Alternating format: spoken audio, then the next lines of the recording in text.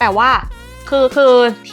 ที่รู้สึกจริงๆอะว่าถ้าสมมุติว่าคนไข้เข้ามาแล้วไม่อยากฉีดอะแล้วเกิดจากเส้นเอ็นที่มันหย่อนคล้อยอะคือการทำยกกระชับโดยรอบก่อนมันก็จะทำให้ดูดีขึ้นโดยรวมก่อนที่จะมาโฟกัสเฉพาะรอบดวงตาได้อีกอย่างคือตาโบ